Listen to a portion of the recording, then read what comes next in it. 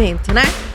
Uau, Mi! Quem é o Ben Então Jeder? você vai me entrevistar. Isso. Tá preparado? Olha, vendedor está sempre preparado. Tem que estar preparado. É. Inclusive para o desconhecido, que é o que vai acontecer agora. Eu não sei o que vai acontecer. É interessante aqui. que você cuida da agenda da pessoa, a pessoa fala assim, tô indo embora. Falou, não, senta, agora você vai ser entrevistado. Eu já estava indo embora. Falei, não, tem entrevista agora. E é comigo. Só que agora vai ser diferente. Eu sei, conheço e admiro muito quem é o Ben Jeder. Para quem não conhece, Ben Jeder Trindade. O CEO, aquele cara que a gente olha e fala assim, especialista de vendas, conhecido dentro e fora do Brasil, e não só isso, criador do maior método esse que não só traz performance, ele traz o quê? Ele traz muitas vendas, resultados, ele motiva, ele gera uma nova geração de visionários aí em vendas. Mas não é esse, porque esse é o meu mentor e eu me sinto muito honrada de ser aí a mentorada dele. Hoje eu quero saber quem é o Ben Jeder Dávila Trindade. Oh! É esse que nós viemos trazer hoje aqui, não perca, porque vocês não vão mais olhar para o Ben da mesma forma, vocês vão olhar além. Uau! Preparado?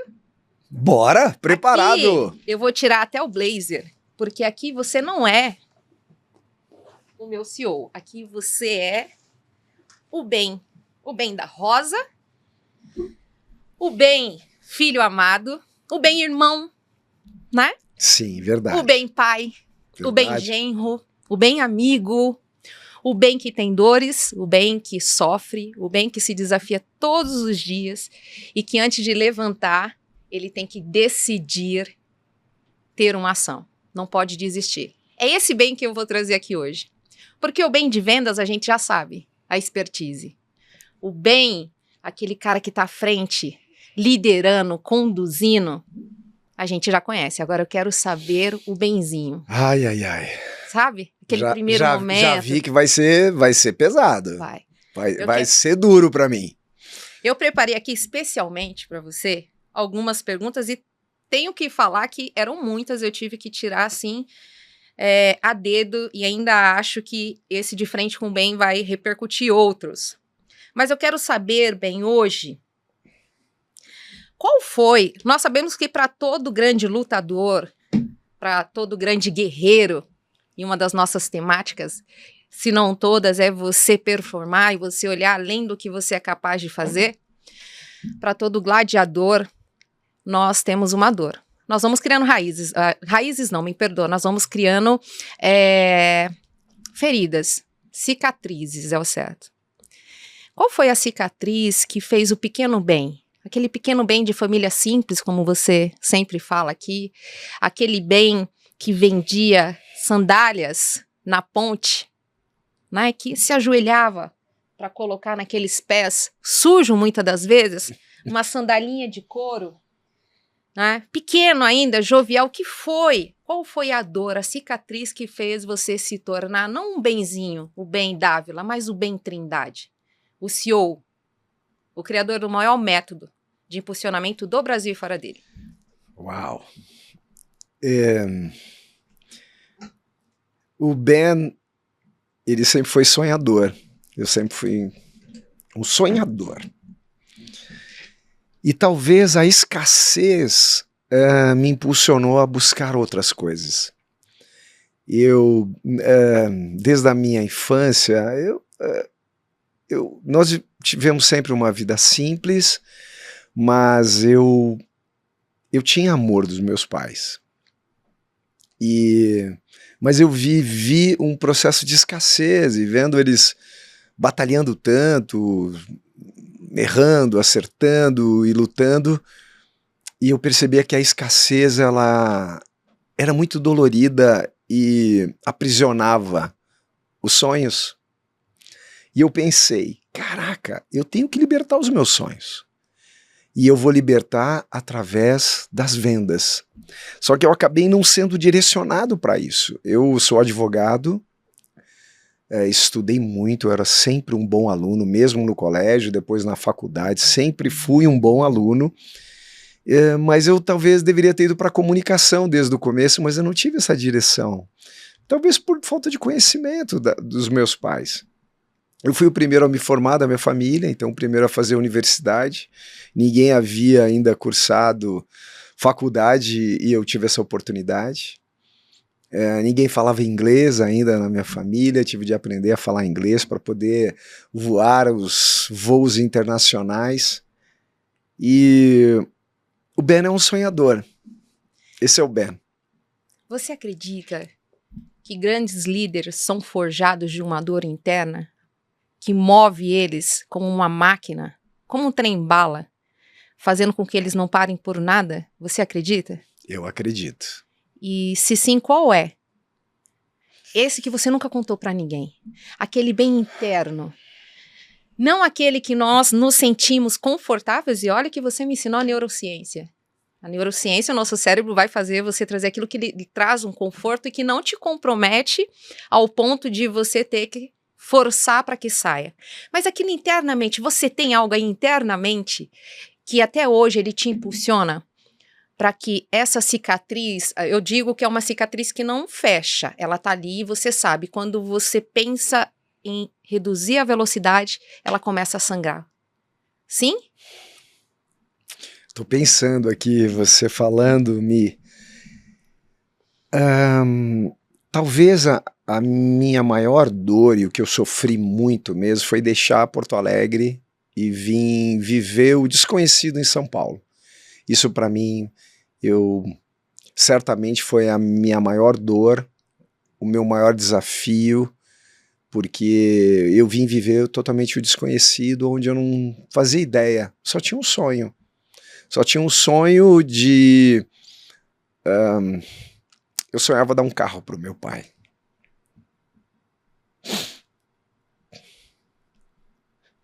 Produção, eu deixei na minha bolsa aí, ó. Lenço. Respira. É o momento de você... Isso não me traz tristeza, me traz lembranças, né? Lembranças essa que ainda tocam profundo o coração. E a escassez, ela te prende, como eu falei, não tinha liberdade, eu queria ter liberdade. Eu gostaria de poder comprar o que eu queria.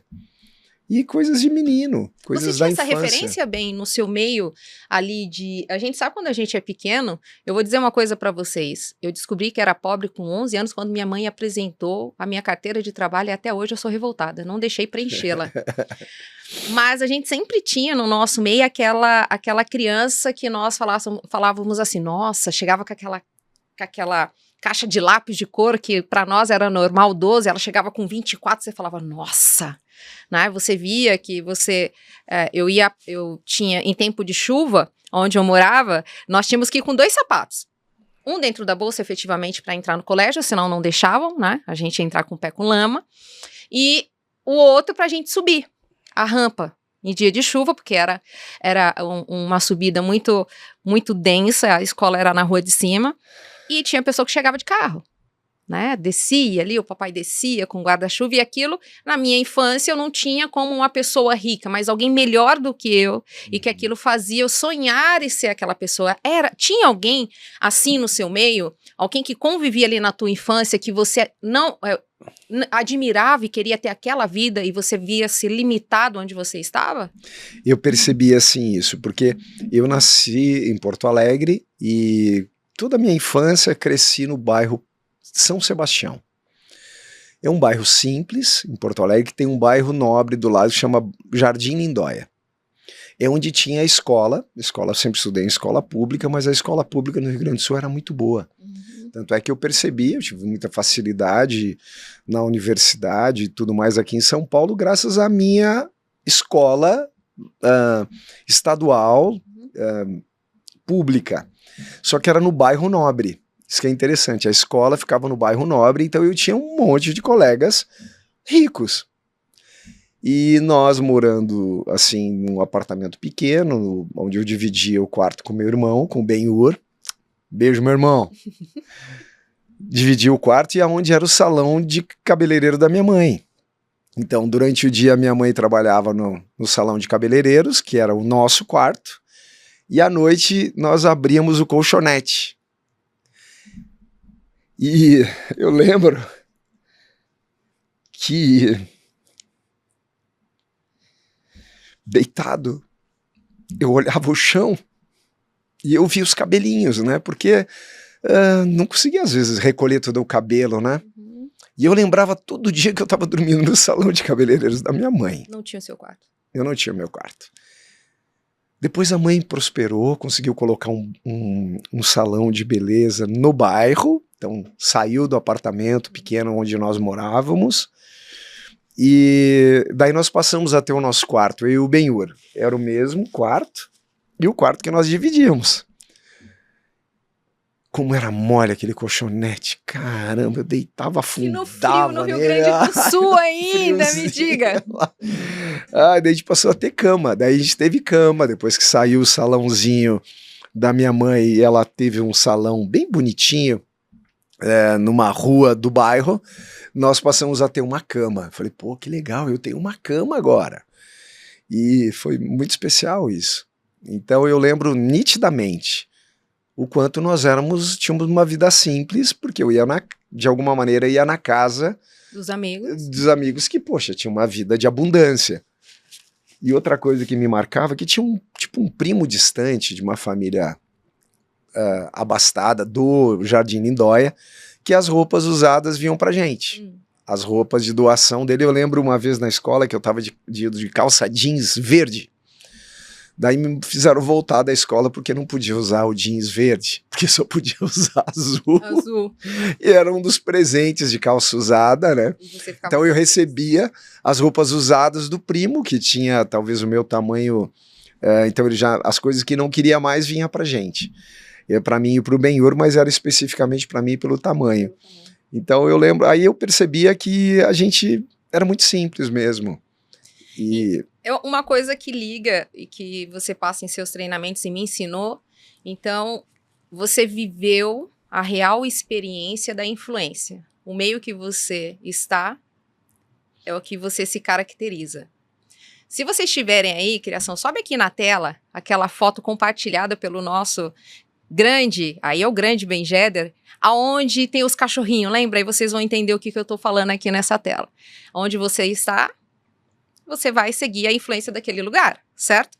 Verdade. Então você acredita fielmente, porque assim, o ponto é, as pessoas conhecem o Ben CEO, por onde o Ben passa, né? Ele leva a prosperidade, né? Ele leva, como a gente fala e oramos, sempre entregamos, primeiro Deus vai e nós seguimos ele, né? Como bons seguidores aí.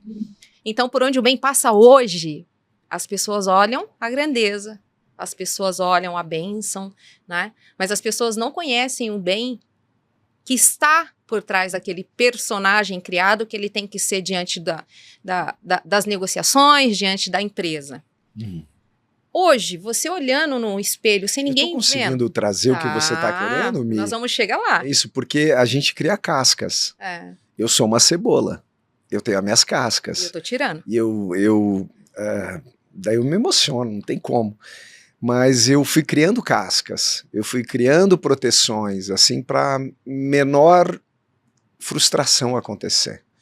Então, às vezes, a gente acaba se tornando um pouco duro, não com as pessoas. Primeiro, eu sou duro comigo, muito duro comigo, e infelizmente acabo sendo duro, às vezes, com as pessoas sem ter a intenção. Porque o nível de exigência sempre foi comigo. Eu tenho de trazer um diferencial, eu tenho que ser não comum, eu não posso ser básico, porque o básico não traz exclusividade, o básico não traz lembrança, o básico é só mais um na fila do pão, porque eu aprendi que o mar é salgado em qualquer lugar do mundo. O que eu vou fazer de diferente? Porque o mar é salgado. E aí? O que tem de diferente? Nada. Todo lugar ele vai ser salgado. Então, de alguma maneira, eu tive essa forja, eu fui forjado através de muito perder. O que é muito perder? Primeiro, eu perdi a proteção da minha casa. A tua casa pode ser simples, pode ser pequena, pode ser humilde, mas é o teu lugar de proteção. E quando você sai desse lugar de proteção, você fica vulnerável. Você já ultrapassou a minha pergunta.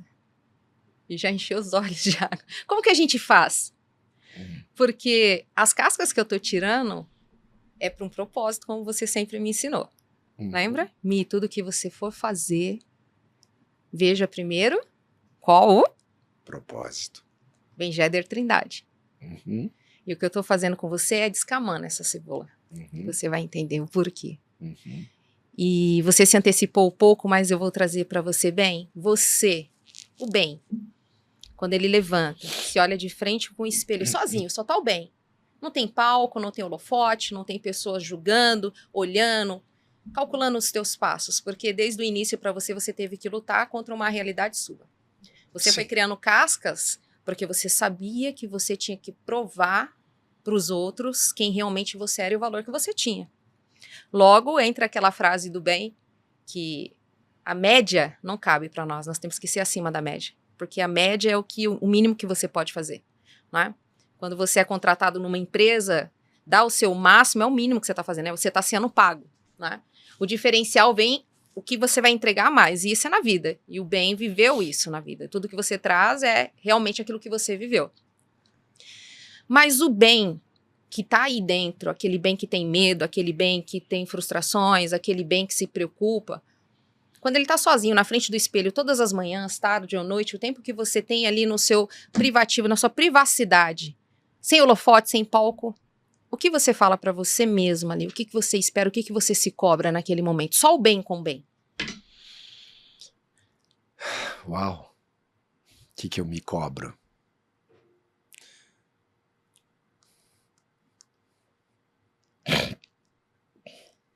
Vai ser forte, gente. Tá preparado? Eu disse pra vocês que vai ser forte.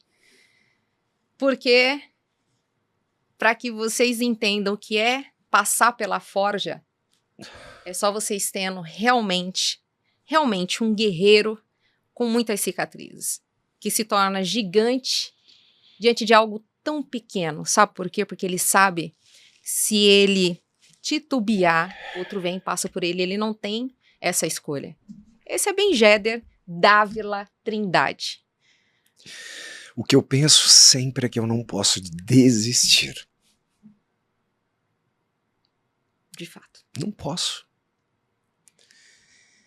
E que tem que seguir em frente, independente da circunstância, gostando ou não gostando.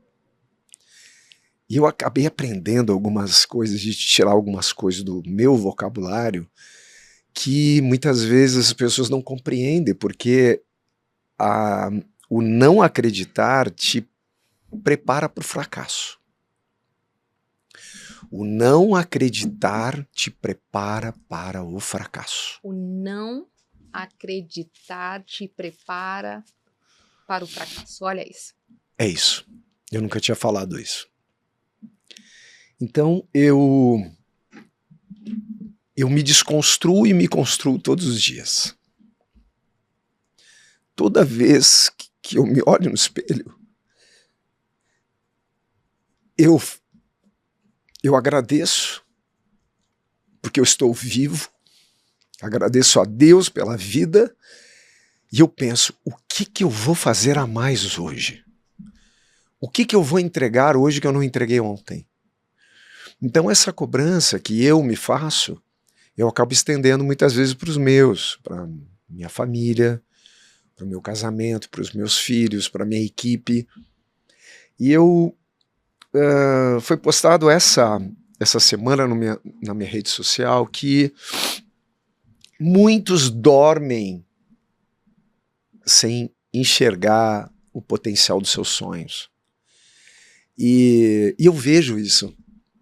Eu vejo as pessoas irem dormir com um potencial enorme e não vivem os seus sonhos. Isso me traz uma grande frustração. Deve ser doloroso. Dói. Dói porque eu vejo aquele potencial, eu tento transmitir muitas vezes e aquele potencial não é visto por quem o tem. E eu vejo que a minha missão, e é o que a gente faz como Arena de Vendas, é falar para as pessoas o seu potencial, a sua capacidade, aquilo que elas não enxergam. Porque a primeira coisa é bom ânimo. Tenha bom ânimo. Você tem que ter convicção de que é possível. Por isso que eu adoro tanto a frase do Walter Disney. Eu gosto do impossível porque lá a concorrência é menor. Pronto, é simples assim. Eu gosto do impossível. Isso não é possível, Ben. Cara, isso não está no meu vocabulário. Eu não gosto. Isso não está no meu vocabulário. Grave Não é isso. possível. Não está no meu vocabulário. Tá no seu vocabulário. O não é impossível. Marque bem. Tudo é possível para aquele que acredita e sabe o potencial que tem. Não desiste. Não desiste de sonhar e de ter foco no seu objetivo. Tem alguma coisa que você ainda não aceita em você? Porque a gente tem algo. Eu, por exemplo, eu tenho que me controlar para que eu... alguns falam que não é bom, outros falam que é, mas eu vejo que é desgastante para mim. Eu conseguir fazer o que eu devo fazer e deixar os outros aprenderem a fazer a parte deles. Então, eu tenho aquela paciência de explicar, mas dependendo do momento, se eu acho que aquilo vai atrasar, eu vou lá e faço. E termina que dá uma sobrecarga. E isso eu sei. Isso é algo meu. E aí eu ouvi do meu mentor que eu gosto de servir, talvez esteja aí a resposta. Agora você, tem algo que você ainda hoje olha para você e fala assim, bem, eu já te disse, não é para você fazer isso. O que eu não gosto e que eu tenho de aprender, eu tenho buscado aprender, é ser menos executador da pessoa que faz. Porque isso um dia foi um diferencial, mas chega um momento que você não consegue estar em todos os lugares e isso me consome. Me consome muito emocionalmente, porque eu acredito que as pessoas que falam que aprendem errando, eu não gosto muito dessa teoria, não. Eu acredito que eu posso aprender com os erros dos outros. Como os outros erram, eu não quero cometer esse erro. Porque se eu sei que dói uma martelada no dedo, por que eu vou ter que dar uma martelada no meu dedo? Então, isso me consome muito. Eu tomar a frente. Eu gostaria de ficar mais na retaguarda, eu gostaria de poder me permitir viver a jornada. Mas isso é uma permissão sua mesmo, porque você consegue. Não é do seu perfil, né? Eu tenho aprendido. Eu tenho aprendido isso. Eu preciso aprender mais. Eu preciso... Não é não confiar. Não é isso. Eu sei. É uma questão de se permitir não estar junto remando no barco. Isso tem... Na neurociência diz que isso é uma cobrança interna sua, talvez... Não quero dizer de fato, mas talvez por tudo aquilo que você teve que decidir desde pequeno para chegar onde você chegou. Você acha que tem ligação a isso? O Ben, desde pequeno, ele teve que decidir. Porque você acredita que se o Ben não tivesse virado essa chavinha, essa chave de percepção, de observação, de olhar que o mundo era muito além daquilo que ele estava enxergando ali diante dos olhos dele, que ele poderia ir além, você acha que se o Ben... ainda jovem, pequeno, não tivesse visto que aonde ele vivia não era uma realidade, era momentâneo, era uma passagem dele ali, que ele tinha muito mais a voar, novos territórios a conquistar, porque para quem não sabe, o Ben, só no Brasil, a metodologia dele já está nos 26, né, estados, mais o Distrito Federal. Só que não só isso. O Ben, com a metodologia, ele já foi para fora, já rompeu a bolha, e vocês estão... já cansaram de me ouvir falar isso no meu stories, que vocês estão aqui. Mas não só isso. O Ben é referência por onde ele passa. O Ben, ele já foi para vários países. E por onde o Ben passa é muito engraçado. Onde eu estava com ele no restaurante, onde a gente não imaginava conhecer ninguém, com um grupo aí para negociar, com pessoas que estávamos negociando, alguns amigos, e uma pessoa do Rio Grande do Sul, a gente está em São Paulo, abraçou ele e falou, esse é o cara. Se vocês estão negociando com ele, vai sem medo, porque vocês vão vender muito. Você acredita que esse fato de você ter que controlar as coisas, sejam por essa autocobrança, que desde muito novo você sabe que você teve que segurar a peteca, porque se você soltar não tinha ninguém ali para segurar? Mais uma vez a forja.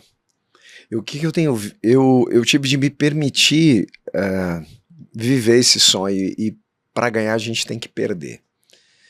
Já vivi tantas coisas, Mi, tão desafiadoras, que hoje eu fico pensando ainda e falo, caramba, cara, como você suportou isso? Eu lembro de uma das vezes que eu vim de Brasília para São Paulo, no baú do caminhão, porque a gente organizava eventos automotivos lá e tinha rampas para que o carro voasse, desse cambalhota e tudo mais, só que tinham 4 pessoas e cabiam 3 somente. E eu lembro que a maior parte da viagem dos 1.200 quilômetros eu estava na caçamba não, no baú, que ele não fechava porque ficava uma ponta, na época até se permitia isso, então isso tem pelo menos mais de 35 anos, e ficava a porta do baú entreaberta, e a fumaça do diesel entrando, então eu respirei durante talvez 1.000 quilômetros aquele... E cada vez que passava num buraco eu levantava um palmo daquela madeira, que eu dormindo ali. Pra ti, tinha alguma coisa pra tu estar sentado em cima? Nada. Você tava ali na madeira. Na madeira. E eu falei, caramba, quando ia carregar fios para cronometragem, carregar aqueles, puxa, fio pra caramba, desenrolar aquilo durante todo, no autódromo, em toda a frente de box, carregar aquilo chovendo ou não, aqueles equipamentos e cuidar, zelar por aquilo, tudo sempre foi muito difícil. Vendi pneu também na Fórmula Ford, eu era borracheiro, vendia pneus, tava lá com a pilha de pneus vendendo pneu, recebendo cheque. Isso, gente? Então... Já pensou em desistir com tudo isso? Muitas vezes. Quem foi o ponto ali de equilíbrio que não permitiu isso? Porque a gente sabe que a gente é ser humano. O sonho.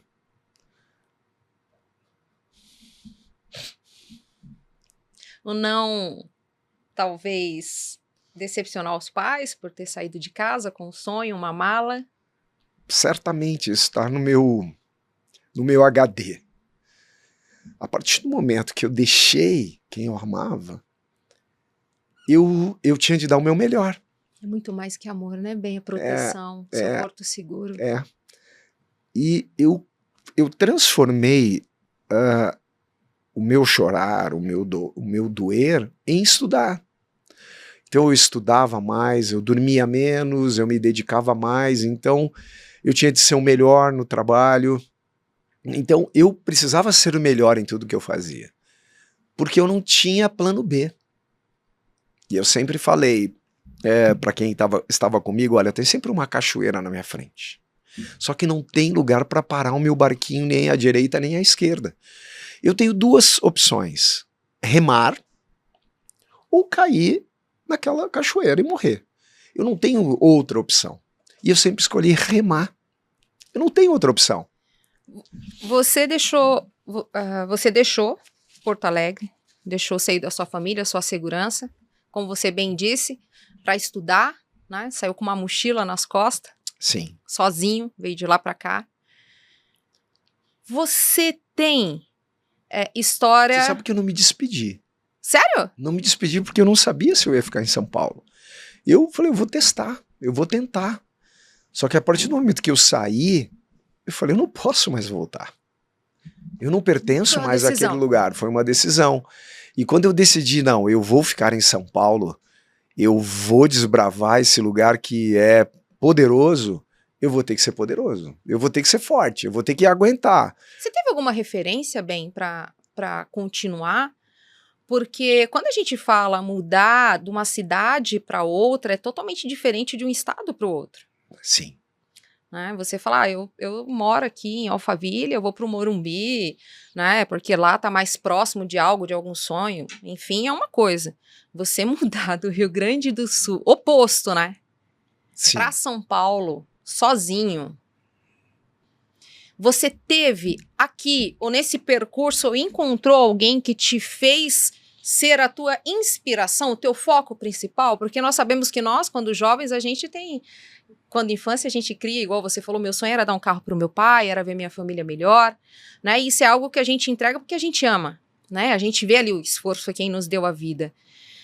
Mas você teve alguém nesse processo, nessa jornada que foi a sua inspiração ou é até hoje? Sabe, é bacana essa pergunta porque eu me pergunto sobre isso. Quem é a minha inspiração?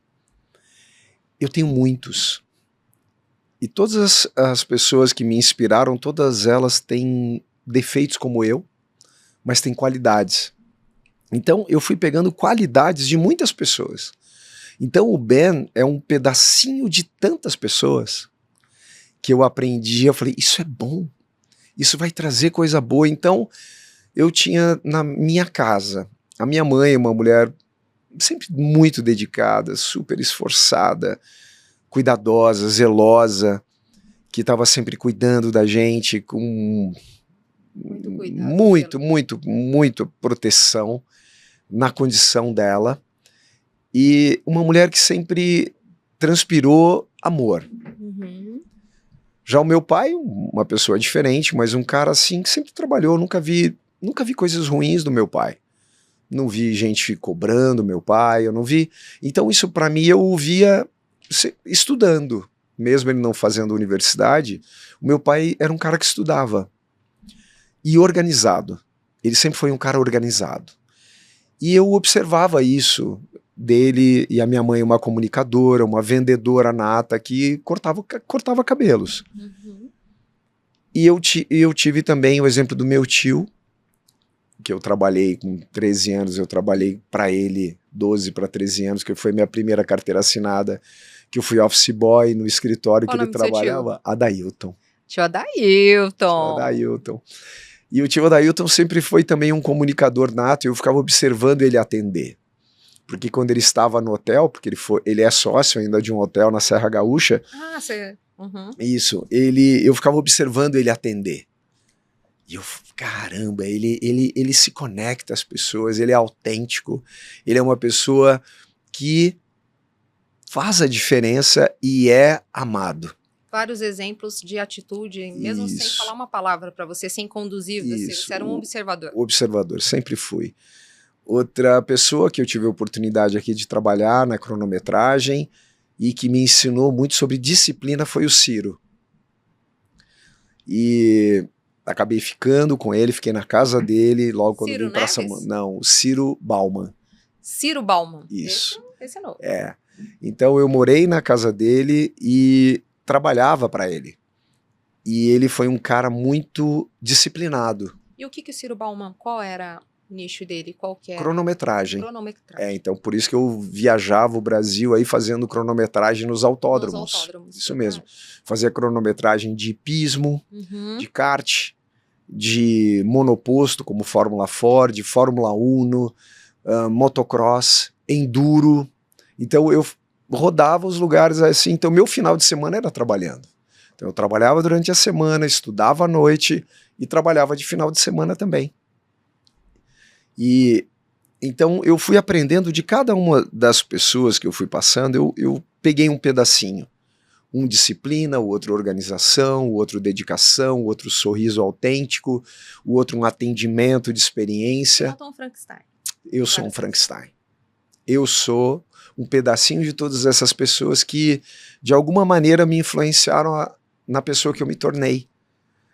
E eu sou grato a todos eles. Eu acredito que toda pessoa que passa pela nossa vida, ela deixa uma marca conosco. Depende da forma que você quer enxergar. Eu acredito que não existe ruim. Eu acredito que existe a necessidade de você absorver o que serve para ti e usar, aperfeiçoar, e aquilo que não serve para ti, tu descartar e deixar, né? No caso, a gente julgar.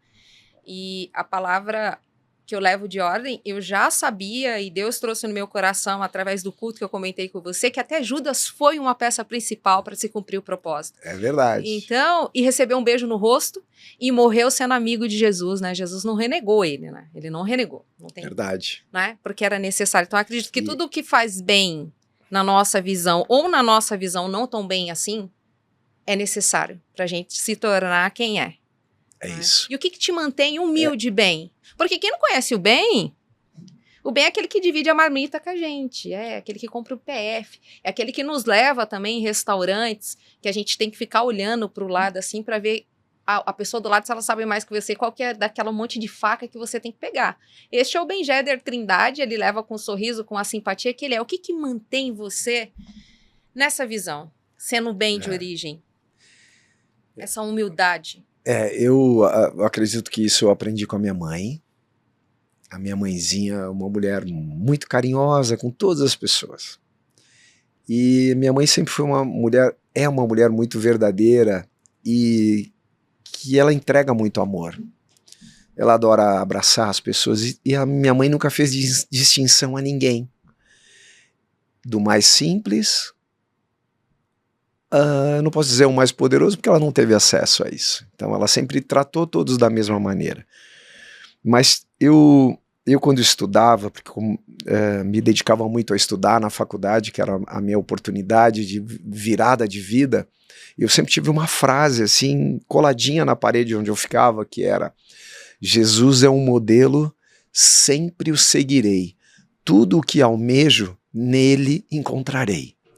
Então o meu maior modelo de homem, de exemplo de vida, para mim o meu grande mentor é Jesus. Só que eu sou tão pequeno para estar próximo dele e ele sempre cuidou bem de todos. Então, eu creio que eu estou de passagem aqui. Vestir bem, comer bem, beber bem, andar de bom carro, ter uma boa casa, todos queremos. Mas tudo isso vai passar. Vai ficar. Então, quando eu quebrei a primeira vez, com essa atitude toda, eu consegui fazer conquistas. Vim morar no Alphaville já há mais de 20 anos, então já tem quase 22 anos que moro no Alphaville. Nunca imaginei morar num bairro desses, num lugar assim, nunca imaginei. E quando eu perdi isso, talvez eu vinha a perder porque eu estava ficando vaidoso. Eu estava me achando sem perceber, porque para mim a vaidade é como uma árvore que começou bem pequenininha e ela vai crescendo, crescendo. Quando você se dá conta, ela está formosa, forte. E eu creio que Deus tirou o meu chão quando eu quebrei a primeira vez e eu vi que eu não era nada. Eu não era nada. Eu não tinha controle sobre nada na minha vida. E com isso eu passei a refletir mais. Talvez eu estivesse me achando grande sem perceber. Porque essa vaidade, muitas vezes, ela não é consciente. Intencional. É isso, não é consciente. Eu acredito que a pessoa arrogante, a pessoa prepotente, ela pode até em determinado momento perceber que ela é isso, mas no começo ela não foi. Isso vai sendo construído. É uma arvorezinha que vai crescendo. E conforme você vai regando, cuidando ali, ela vai se tornando... Ela vai se tornando poderosa e você passa a se tornar uma pessoa insuportável. E talvez eu estivesse seguindo esse caminho. Você acredita que nesses momentos de dificuldade, mesmo que seja sem intenção de o fazê-lo, ali a sua fé, ela sempre se manteve firme e trouxe à tona essa sua visão de dar um passinho para trás, reconhecer aquilo que você errou, agradecer a Deus e seguir ou não? Nem sempre foi assim, nem sempre a fé e valores e raiz te veio nesse momento. Porque o ser humano tem a tendência a murmurar. Tem a tendência a sempre falar aquilo que, se fosse o Ben-Jeder Trindade, não gostaria, que a culpa era do outro. Que o outro foi lá e puxou o tapetinho. Olha, talvez isso seja uma coisa que eu não vou saber exatamente aonde eu aprendi, mas eu nunca transferi responsabilidades. Eu sempre assumi o meu papel onde eu estive. Independente do pequeno que ele era, se era para cuidar daquele portão, era para ser o melhor cuidador de portão. Se era para lavar um carro, era para ser o melhor lavador de carro. A excelência. A excelência. E me lembro uma vez que eu estava prestando serviço para a Ford. Eu não havia casado ainda, então isso tem mais de 30 anos. E eu estava numa escola muito especial, uma escola internacional, o qual tinha uma prima da minha esposa que estudava lá, ela era muito novinha, mas estudava lá. E eu lembro que levou um carro, a Ford levou, e eu lembro muito bem o carro, era o Ford Verona, era um sedã pequeno, médio, derivado do Escort, mas de alguma maneira teve uma parceria lá naquela escola, e eles estavam expondo o carro, e eu levei o carro e eu estava limpando o carro. Limpando o carro, e eu vi quando passou aquele carro grande, bonito, dentro da escola, uma escola talvez a mais cara na época em São Paulo. Eu tinha então 21 anos talvez, já fazendo direito, estudando. Sem cabelinho branco. Sem cabelinho branco, lavando ali o carro, e eu olhei assim, eu procurei, olha, eu tô aqui, oi, que bom ver vocês. E eu fui desprezado. Eu não fui visto. Não me quiseram ver. Intencionalmente não quiseram mesmo, me não ver. quiseram. Fingiram não te enxergar ali. Então isso para mim fez com que eu falasse, cara, eu não quero isso para ninguém. É muito triste. Então por isso que eu faço questão de reconhecer as pessoas que são a nossa rede de apoio, aquele que dobra o nosso paraquedas. Dobra o nosso paraquedas. Então eu faço questão de valorizar as pessoas simples, porque eu sou de origem simples. E como é bom a gente ser tratado como uma pessoa útil. E talvez as pessoas simples, elas não são tratadas como pessoas úteis. Não à altura de uma conversa, não à altura. Então, a invisibilidade social é muito triste. E eu já vivi isso. Então, eu não sou negro, eu não sou, não tenho um defeito físico, mas eu passei por diversas humilhações. Porque naturalmente aqui no Brasil se entende-se que você, a sua diferença de cor, de classe social, né, é o que você passa aí, porque não é um racismo, né, de pele, aqui é um racismo de classe social, né, bem, que é totalmente diferente do racismo na sua... E outra coisa que me marcou, assim, que talvez me fez querer buscar, eu lembro a simplicidade da minha mãe. Eu namorei uma menina que era, talvez com a minha boa conversa, eu acabei namorando uma menina filho de gente rica. Na verdade era neta de gente rica, isso. Que os avós tinham construtora. Talvez essa seja uma referência da mesa, que eu adoro mesa grande, porque eles tinham uma mesa muito grande na casa deles. E eu lembro, de alguma maneira, um namorico, um namoro de adolescente. E eu lembro, por algum motivo, que a avó foi com a filha, que era a mãe da minha namorada, no apartamento pequeno dos meus pais. E quando eu cheguei, que eu não estava lá quando minha mãe havia recebido eles, minha mãe servindo talvez um cafezinho, um chazinho, e eu cheguei e vi aquelas pessoas, e eu vi como elas olhavam para minha mãe, para o lugar onde eu morava, de maneira tão desprezada, tão desprezível. Eu vi nos olhos deles o quanto pequeno a gente era. Mas minha mãe não percebeu como ela estava sendo olhada. Será que a mãe não percebeu ou não deixou ser notado para que você não se chateasse? Eu acho que não, porque a minha mãe é tão autêntica, tão simples, que ela não era relevante aquilo, ela não quis mostrar nada demais. Gente, ela é um amorzinho, a voz dela já nos encanta. E ela certamente nem percebeu aquele olhar de arrogância, de prepotência, de altivez daquela mulher abastada que estava no apartamentinho dos meus pais, que eu conhecia, eu conhecia a casa deles, a minha mãe não. Aquela mesa enorme assim para 20 pessoas sentarem, como eu tive a oportunidade de comer churrasco na casa deles assim de final de semana, e por isso talvez fosse um dos meus sonhos, ter uma mesa grande, uma mesa bonita. E essas coisas que me impactaram muito, eu nunca quero humilhar ninguém, especialmente os mais vulneráveis. Eu jamais quero trazer infelicidade para os vulneráveis, que muitas vezes não vão ter chance. Essa é a diferença de quem tem a visão do bem.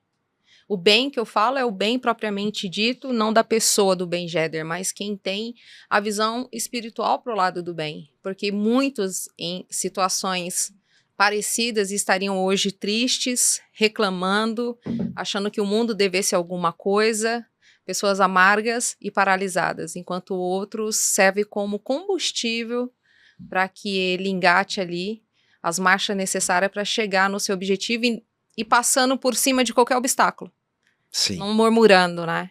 Pegando Isso. aquelas pedras do caminho, essa eu consigo carregar, esta daqui eu vou ter que desviar, esta daqui eu vou ter que empurrar, mas não desiste, né? Ele faz da sua jornada o foco do seu objetivo, do seu propósito. Isso. E é isso que o Ben fez. É isso. Qual- E uma coisa importante, que muitas vezes a gente só quer receber.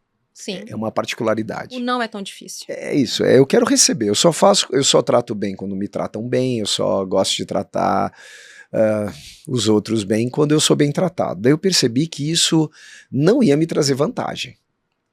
Outra coisa que eu acabei aprendendo é que eu tinha de servir onde eu estivesse. Se eu estou, porque eu sempre vivi de favor, gente, eu nunca paguei aluguel em São Paulo. Isso é uma observação. Eu morei aonde? Eu morei sempre de favor, porque eu não podia pagar aluguel. Eu morei, inclusive, na casa da avó da Rosinha, da minha esposa. A tão famosa Rosinha. Vou trazer ela aqui, viu? A vovó Anitta, a vovó Filonita, uma mulher que me trouxe tanto amor, e eu dividia o lanche com ela, eu era estagiário de direito, pegava o metrô, ia para a faculdade, voltava, trazia um lanchinho, dividia com a vovó, e ela sempre orando comigo.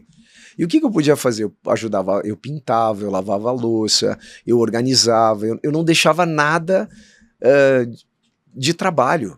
Eu não podia deixar rastro. Uhum. E o tio Raimundo, que dividiu o quarto comigo, era uma casa pequena lá na Barra Funda, mas o tio me permitiu morar no quarto dele. Olha que família linda que me recebeu. E eu lembro que tinha um armário pequenininho assim, e ele me deu uma portinha e falou, aqui você pode guardar suas roupas. Eu não tinha muita roupa, né? E... Lembranças boas. Quantas orações não ditas, vem? Muitas, né? Uhum. Quantas orações com o coração feliz, com o coração angustiado? Muitas noites de choro. Muitas. Mas nunca perdendo a esperança, perdendo a minha fé. Eu sabia que eu tinha um propósito. Eu percebia que o que eu fazia dava certo. Então eu falei, pô, se dá certo, eu tenho que continuar, eu tenho que ser persistente, eu tenho que ter consistência, e eu tenho que ser um ajudador onde eu tô, eu não posso ser um problema. Eu tenho que acordar mais cedo, eu tenho que ajudar a arrumar, eu tenho que ajudar a limpar. E eu aprendi talvez muito cedo a não ser hóspede, e ser hospedeiro. Então, aprendeu muito cedo a não ser hóspede, isso. E a importância de ser um hospedeiro. Então, é ajudar, é ser facilitador, é ser alegria, é ser positivo, é buscar positividade. Tá ruim, vamos arrumar para deixar de estar ruim. Tá difícil, vamos fazer ficar fácil. Só que isso é uma decisão. E eu percebi em todos os lugares, inclusive quando eu morei em Washington DC, sem falar inglês, cheguei naquele lugar, eu lembro exatamente a decisão que eu tive de deixar minha esposa, deixar o meu filho de meses para desbravar uma nova língua lá nos Estados Unidos, sem dinheiro para almoçar. Mas eu sabia que tinha um propósito. E em algum momento alguém falou, não se aproxime de latinos. Falei, cara, eu não tenho outra chance, eu tenho que viver a língua norte-americana aqui 24 horas, eu vou ter que ser alegre, eu vou ter de ser feliz, eu vou ter de aprender. E lá tinha a Jane era minha mãe de hospedagem, que era minha host mother. eu pagava para estar lá, mas eu tinha o meu quarto, mas a Jane tinha um lugar para lavar as roupas, e era uma casa que ela, então, recebia estudantes, então tinha pelo menos 6 estudantes, e eu lembro que a Jane só arrumava minha roupa. Todas as roupas eram lavadas na casa, mas a única que ela dobrava e deixava em cima da mesa da cama era minha. Alguns podem olhar e estranhar, mas você acredita e nós compartilhamos da mesma fé, mas eu vou te perguntar, Deus coloca anjos nos caminhos tortuosos na nossa vida, sim ou não, Ben? Eu acredito, e sabe o que? A gente tem de fazer anjos. Muitas pessoas acham que é sorte, não é sorte, faça o seu ambiente. O seu olhar, é onde seja atraente, seja generoso. Eu acho que a generosidade, ela começa pelo sorrir, pela tua alegria, pelo entregar a tua alegria. Então as pessoas só são generosas com quem é generoso. Só sorrir para quem sorri. É isso. Então talvez a generosidade é um dos grandes segredos que eu naturalmente trouxe, porque a Jane, ela tinha problemas de estômago, ela tinha um marido muito rude, a Jane era britânica, casada com um norte-americano, que o Ur era um cara duro, um cara que não dava carinho, eu percebia. Então a gente tinha oportunidade, eu tinha na casa russo, eu tinha japoneses, tinha 2 japoneses, tinha um alemão, tinha um espanhol, e também um italiano, eu lembro. Então, não era permitido falar outra língua que se não fosse o inglês na casa. Deu um nó aqui, falei, era uma torre de Babel, era uma casa que recebia estudantes.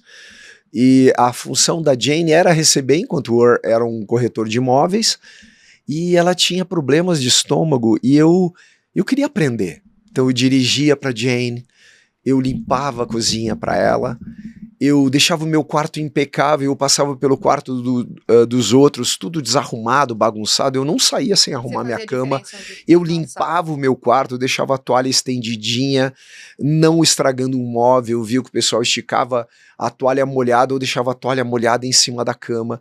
Então, eu conquistei o meu espaço lá, sendo generoso e já adulto, casado, e tinha outros casados e jovens lá também. E tinham regras na casa, tempo de banho, não fumar na casa, e eu via o pessoal burlando algumas regras. Eu adoro regras. Regras foram feitas para serem cumpridas. A gente sabe disso. Eu gosto de regras. Se tá combinado, cumpra. É assim, tá combinado. É combinado, não dói. O problema é as pessoas acharem que podem mudar as regras no andar do combinado. Conforme for confortável para si mesmo. A conveniência. A conveniência. E o ponto é, tem que perder para ganhar. Perder o quê, Ben? Perder teu sono, perder o teu tempo de entretenimento para fazer algo para alguém, perder o lado afetivo de estar próximo de quem você ama, porque tem que estar estudando, perder o convite da festa, sim, porque você vai ter que estar... Para quem não entende, vive o teu sonho, é antissocial. É isso. Dentro de tudo isso que... Gente, é muito bom, né? Porque se eu e o Ben, a gente quase não fala o dia inteiro. Mas, Ben, qual é a sua oração não dita? Aquela que você deseja profundamente, mas ainda não teve aquela real coragem de pedir em voz alta? Algo que chama, queima dentro de você. E você engasga na hora de falar, porque você fala, não vão me entender, ou não é o momento. Acho que eu acredito que foi o que eu falei. O que me engasga é as pessoas não enxergarem o quanto podem prosperar, sendo capazes. Você tem vontade de gritar, não tem? Com algumas pessoas que você vê essa capacidade? Eu tenho, porque é as pessoas que dormem com a capacidade de realizar os seus sonhos não usam. Eu costumo usar um exemplo assim, eu vejo tantas Ferraris que não sabem o que é a segunda marcha. Não sabem viver a segunda marcha. tampouco a terceira, quarta, quinta, sexta, sétima, oitava marcha, fazer aqueles 1000 cavalos de potência, mostrar o seu verdadeiro valor. Uma Ferrari tá dentro da garagem, sem portão, cheia de ou tá pó. andando sim. Ah, mas é uma Ferrari. Mas nunca vai viver o poder de uma Ferrari. Simplesmente só banco, né? Simplesmente só é uma Ferrari. É uma Ferrari, E aí, mais. Já não é suficiente? Não, porque nunca vai viver o que uma Ferrari pode fazer. A emoção e a conquista que ela pode fazer. Bem, você vê que com toda essa sua trajetória, tem algo ainda que está em construção em você, que demanda de você energia, não é? Para que isso se realize? Porque a gente que olha, e eu estou falando de pessoas que não conhecem verdadeiramente o bem, por isso que eu trouxe nesse episódio, mais do que o bem que todo mundo conhece, aquele bem que as pessoas não conhecem, que tem medo, que tem desafios todos os dias, que todo dia antes de levantar, vocês podem não acreditar, ele já levanta sorrindo assim, mas é uma decisão que ele toma antes dele dar a primeira palavra, dele esboçar a primeira palavra, né, o primeiro sorriso. Você ainda, mesmo assim, você acha que tem algo na sua trajetória ainda em construção? Eu não falo em você aperfeiçoar aquilo que você já fez, mas em construção. Sim, eu tenho um grande desafio. Eu sou uma pessoa sanguínea e a minha própria energia às vezes acaba machucando pessoas e eu me machuco mais ainda propriamente do que as pessoas que foram machucadas. E isso é uma coisa que eu tenho de trabalhar, porque depois de passar o tornado, quebra muitas coisas, destrói muitas coisas, e reconstruir leva muito tempo, é muito desafiador isso. Isso em tudo. O desafio é controlar esse eu gigante. Esse ímpeto, porque como eu consegui, eu entendo que todos podem. Como eu, da escassez, do não provável, me tornar uma referência em vendas, me tornar uma referência como inspiração, liderança e outros segmentos também, eu entendo que todos podem. É possível, mas tem que decidir. Tem que decidir sair do seu lugar comum, decidir sair da tua visão de fraqueza, de inferiorização, de vitimismo.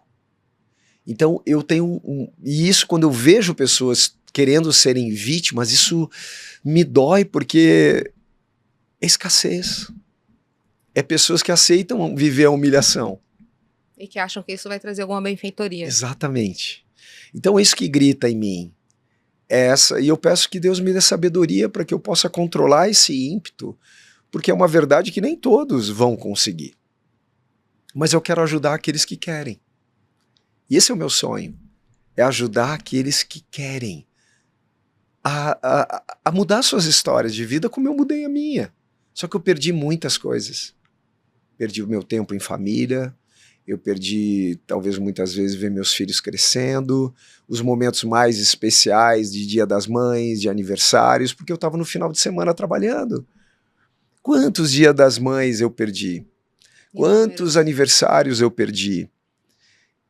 Mas valeu o preço. E eu faria tudo de novo. Eu sei, não queria acabar, já tá ali que acabou, mas tem duas coisas muito importantes que nós não podemos deixar de trazer aqui. Quero fazer um bate-bola rápido com você. Eu vou falar o nome e você vai falar o que significa, em uma palavra. Vamos lá? Bora. Bora. Mãe. Lugar seguro. Pai. Referência. Rosinha. Paixão da minha vida. Henrique. Um gigante. Gabriel. Apaixonante. Nímage. Um lugar de transformação. Se esse fosse seu último podcast, se fosse o último de frente com o bem, o que você queria deixar aqui registrado? Muito além, você vai falar agora aberto com todos. O que você queria deixar registrado nesse momento, se fosse o último?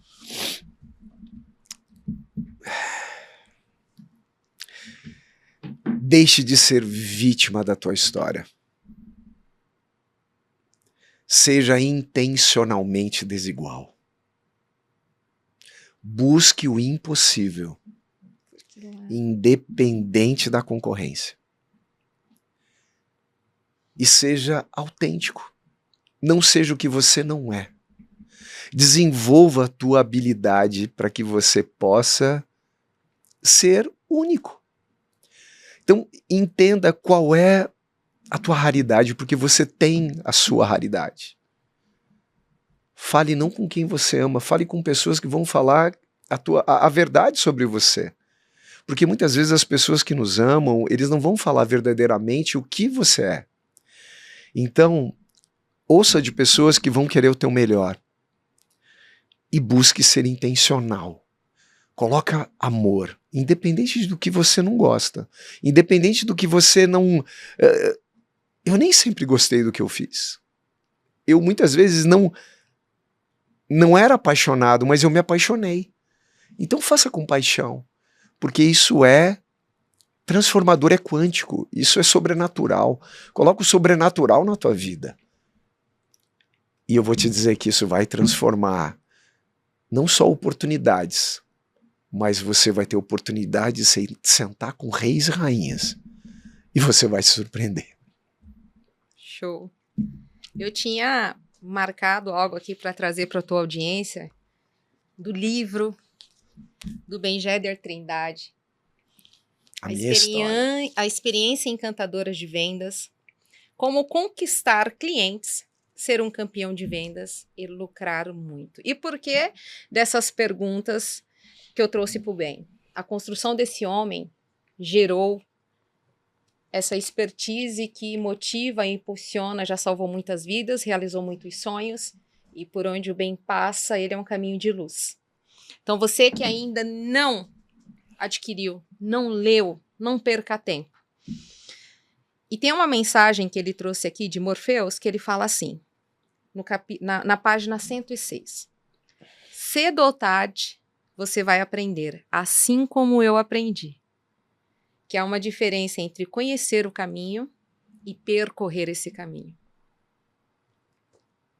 Eu quero aqui... Viva a tua jornada! Viva a tua jornada. Sem mimimi, viu? Sem mimimi. Aqui hoje eu encerro a primeira temporada do Café com Ben. Um presente para ele, ele não sabia. Nós fizemos isso especialmente para todos vocês que estão aqui. Hoje nós encerramos essa primeira temporada. E aqui eu quero presentear o Ben. Ai, que lindo! Com o melhor dessa Ben, terra. o que é? É isso? Opa! Olha que legal, que lindo! Tirando a Rosinha, que é a primeira paixão da vida dela. Olha, Rosa. Ai, que lindo! Aí, tô passando. Essas Olha são... só, e a família, que embalagem claro. linda! Ai, as minhas orquídeas, eu amo Pra orquídeas. você, Ben. Ai, parabenizando. isso é um presente da minha equipe? É um presente nosso para você. Obrigado. A gente preparou. Uau, que lindo, adorei, amei. Eu quero dizer para vocês orquidário. Que se eu for citar aqui tudo que eu anotei pro bem, a gente não vai terminar essa primeira temporada, não menos de 7 episódios de gravação. Mas eu quero dizer para vocês aqui que você não pode limitar o seu sonho. O Ben, ele trouxe uma metodologia que eu tenho orgulho de levar, eu acredito, porque eu vejo transformação de pessoas. Eu me sinto honrada em poder fazer parte desse time, dessa jornada de um sonho de uma criança ainda pequena que teve que criar, ele não teve que tirar a casca, ele criou muitas cascas para se tornar quem ele é hoje. E o que ele leva para vocês vai muito além do que você ser um bom vendedor. Ele leva para você como você ser principalmente um ser humano muito melhor, que é acreditar, que é estar ao lado, que é ajudar, que é uma metodologia, eu não vou chorar, eu prometo, multidisciplinar, que ele ensina que a tia do cafezinho é tão importante quanto o CEO daquela empresa, e ela tem a sua total importância dentro dessa jornada toda, que é a vida. E uma coisa que eu aprendi com ele, e que isso me faz tão bem, é você entrar num lugar e olhar para uma pessoa que olhou você nos seus olhos e você sorrir e falar olá. E eu tenho feito isso e vocês não sabem o quão maravilhoso isso é. Então eu não trago aqui para vocês um podcast. Eu não trago aqui para vocês uma pessoa que eu admiro como dono da empresa ou CEO que me forja cada dia. Não é fácil, mas eu amo ser forjada. É um ser humano incrível que eu olho e eu admiro por quem ele é, por quem a família é. Então você aí que está neste momento vendo do teu trabalho, da mesa onde você trabalha, da casa aonde você faz parte de uma família, aprenda a primeira coisa, abençoar aonde te é permitido evoluir. Abençoe. Abençoe a tua entrada, abençoe a tua saída e peça todos os dias para Deus que a vida daquele que te deu oportunidade seja abençoada. É aqui que a gente finaliza essa primeira temporada, não só do Café com Bem, mas de Frente com o Bem que a gente criou, parabenizando esse gigante. Ai, a gente tem a honra caramba, de que tá difícil, junto. viu?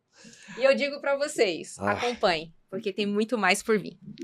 Beijo grande, fiquem com Deus e até Obrigado, a próxima.